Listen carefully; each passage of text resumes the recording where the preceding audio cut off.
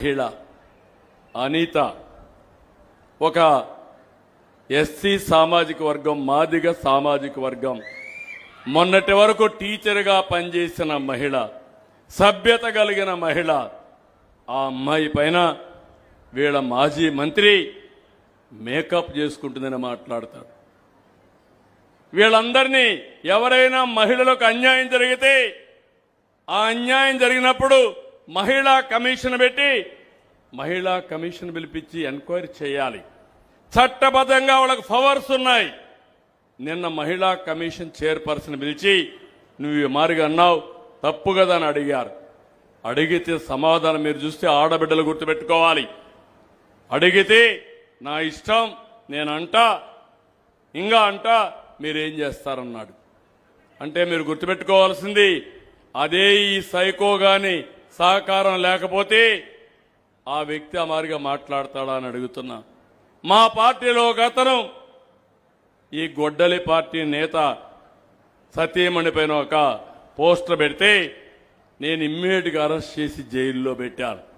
ఒక మెసేజ్ ఇచ్చాను, ఎవ్వరు కూడా ఆడవారి పైన నోరు బారేసుకోకూడదు, వాళ్ళకి ఏమాత్రం కూడా అవసరం లేని వాళ్ళ పైన ఇలాంటి చేయకూడదని నేను చూపిస్తే వీళ్ళు వాళ్ళని ప్రోత్సహించి తద్వారా మనం గట్టిగా మాట్లాడితే పోలీసులు అతిగా చేస్తారని చెప్పడం, ఇలాంటివన్నీ చేసే పరిస్థితికి వచ్చారు.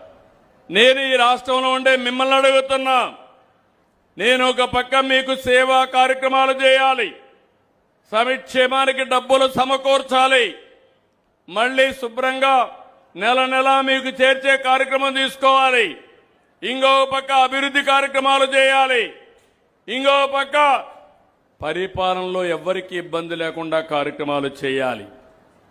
కానీ ఇంకొక పక్క మీరు చూస్తే నేను యజ్ఞం మారిగా ఈరోజు పనిచేస్తా ఉంటే వీళ్ళు రాక్షసుల మారిగా వచ్చి ఆటంకాలు చేసే పరిస్థితికి వచ్చారు.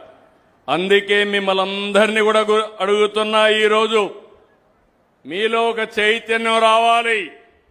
నేను చాలా మంది రాజకీయ పార్టీలు చూశాను.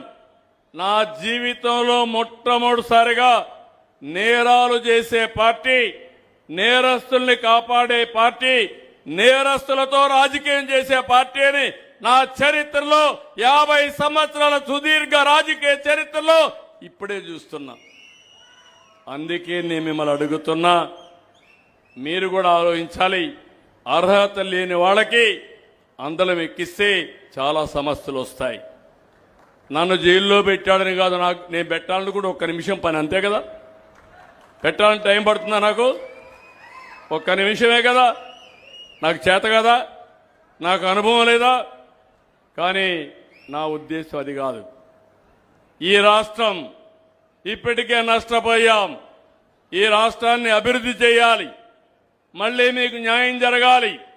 దేశంలో నెంబర్ 1 రాష్ట్రం ఏదంటే దానికి చిరునామాగా ఆంధ్రప్రదేశ్ ఉండాలి. ప్రపంచంలోనే నెంబర్ 1 జాతిగా తెలుగు జాతి ఉండాలి నా ధ్యేయం. వీళ్ళ ధ్యేయం రౌడీజం చేయాలి, ఎక్కడికక్కడ అందరిని అవమానం చేయాలి. వీళ్ళ అవమానంతో మనం చాలా బాధపడి కుంగిపోవాలి. ఇలాంటి వీళ్ళు చేసే పరిస్థితికి వస్తున్నారు. కనీసం హోమ్ మినిస్టర్కి రక్షణ లేకపోతే హోమ్ మినిస్టర్ పైనే నిందలేసే పరిస్థితి వస్తే, అవమానించే పరిస్థితి వస్తే మామూలు వ్యక్తుల పరిస్థితులు మీరు ఆలోచించుకోవాల్సిన అవసరం ఉంది. అందుకే నేను మళ్లీ మిమ్మల్ని అందరినీ కోరుతున్నా, గొడ్డలి పార్టీ నెవర్ అగైన్. జీవితంలో అలాంటి పార్టీ గెలవడానికి వీలు లేదు.